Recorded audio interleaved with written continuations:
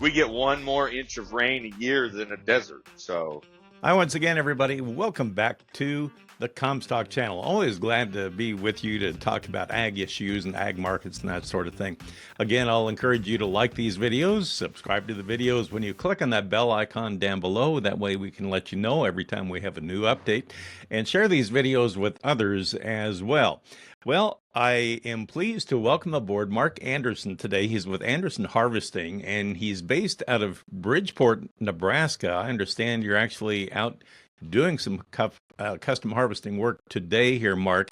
Where are you today, and where are you based? So I am based in Bridgeport, Nebraska, and currently I am harvesting Earlage just west of North Platte, Nebraska. Okay, so for the benefit of our viewers out there, where is Bridgeport? What part of the state? And define Earlage for everybody. So Bridgeport is basically in the dead center of the panhandle of Nebraska, which is the bit that hangs over Colorado. I've heard lots of people say Nebraska doesn't have a panhandle. No, it does. It's not my term. It's everybody else's, but it is there. So yeah, on the North Platte River Valley, about an hour and a half from the Wyoming border.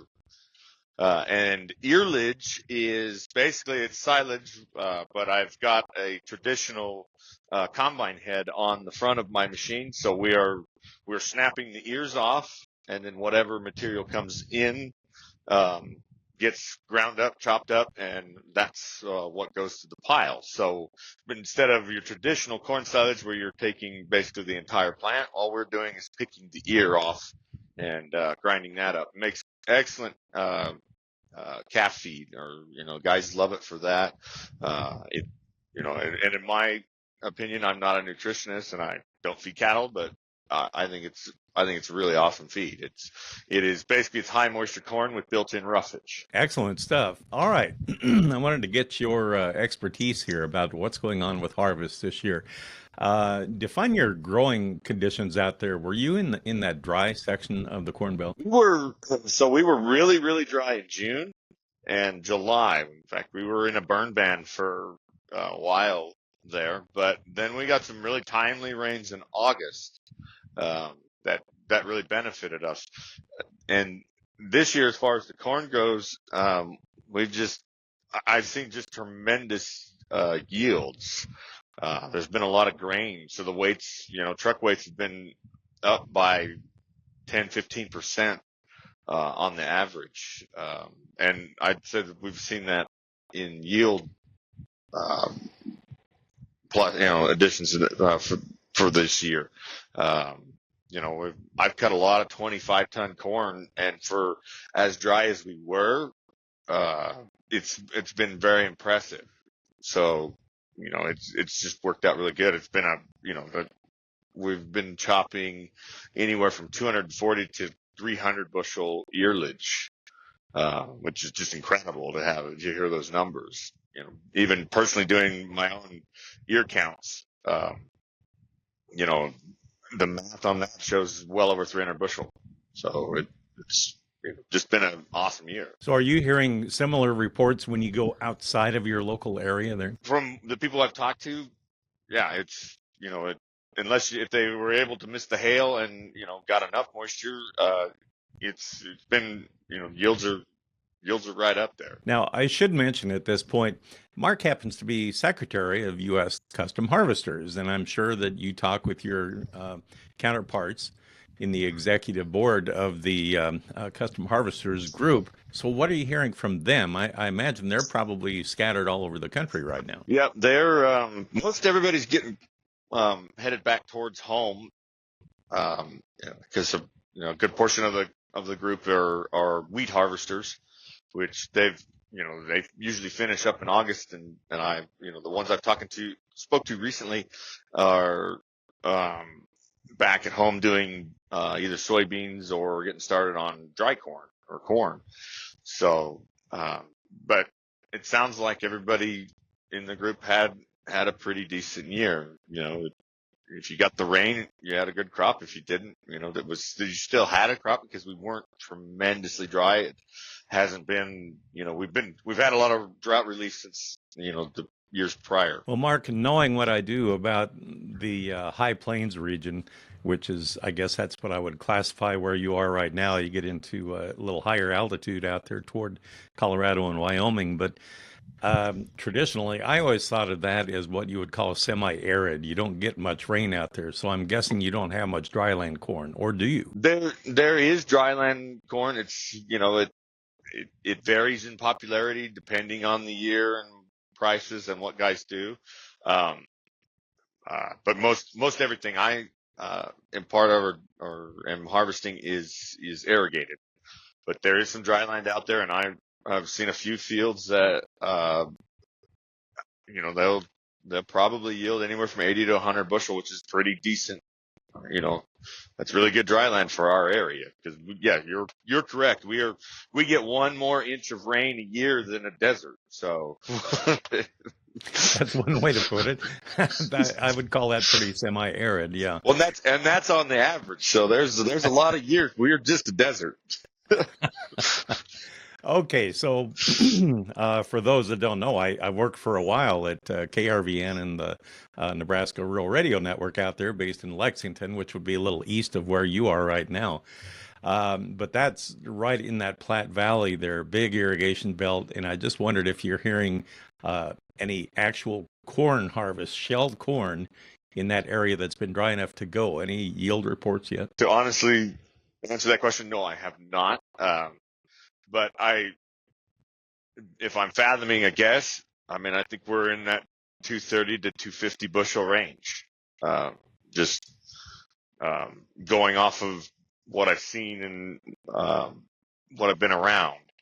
And a lot of guys that we chop the silage for or we cut the silage for, they have the insurance adjusters come out and they tell me those numbers, and those are the numbers we've been hearing. So even as dry as it was, I believe there was enough snowfall last fall and winter. And for those that don't know, I mean, that accumulates like in the Wyoming and Colorado mountains, and then it fills the aquifers from there and leads into the Platte River, and it soaks down and all that. I haven't really heard much in the way of irrigation water shortages this year. Have you? No, other than like in my neck of the woods, we are restricted on how much water, how many acre feet or acre inches, sorry, we can take out of the ground per year. So other than that, no, there was plenty of water in the river. The ditches were full. We had, it was adequate for our conditions this year. So, if you had irrigation or the ability to irrigate, you had the water and could do it. Now, do you cover much territory? I mean, are you going to work your way north at all or not? I stick to the western side of Nebraska. I've ventured out a few times on various jobs. Last fall, we went to Texas and cut sorghum about the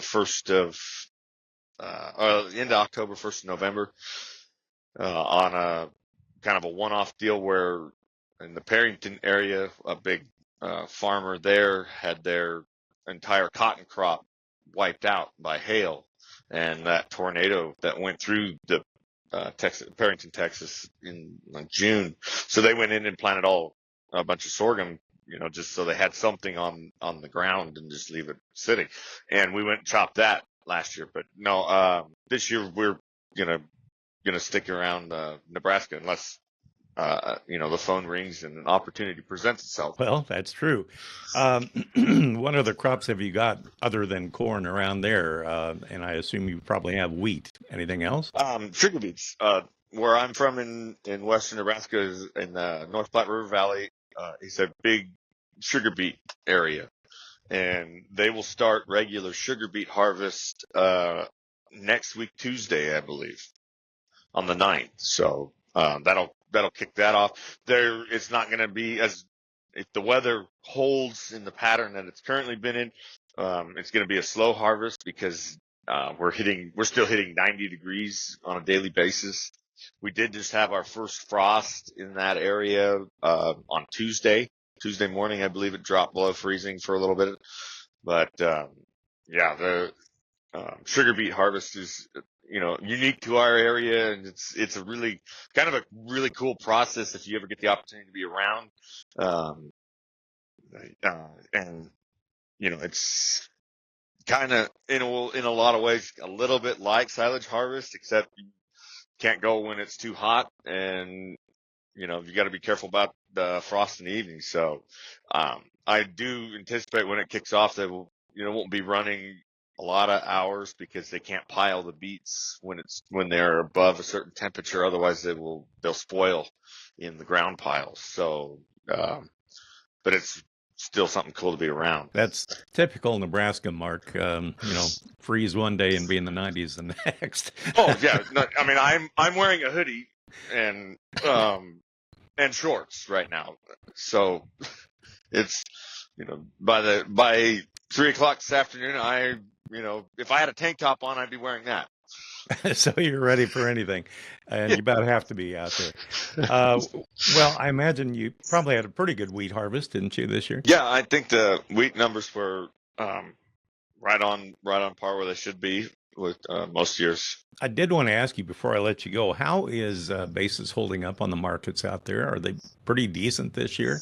I don't have a lot of knowledge on that, but from what I've heard, I think we're doing okay in our area. We are kind of a net, especially my home county. We're an importer of grain. We got an ethanol plant, and several big feedlots. So, we're usually a few points above the board, but we're still a lot of points below where we need to be for what our real input costs are in a lot of ways. But on our family farm, we sell our corn in the form of steaks. So you can do a lot of creative things with numbers, but it's still, but with the numbers we're seeing, I think it's going to be a tough year when it comes down to it. A lot of cheap bushels out there. As they say, you walk the corn off the field instead of yep. Yeah, right. Well, it's good to talk with you, and I'm glad you're having at least a decent production year out there. It sounds like things are going okay. Now, if we can just get the market up to help you guys out, we'll see what we can do about that. But anyway, thanks for the update, Mark. Always good to visit with you. I look forward to talking with you again sometime down the road, all right? Thank you. Appreciate it.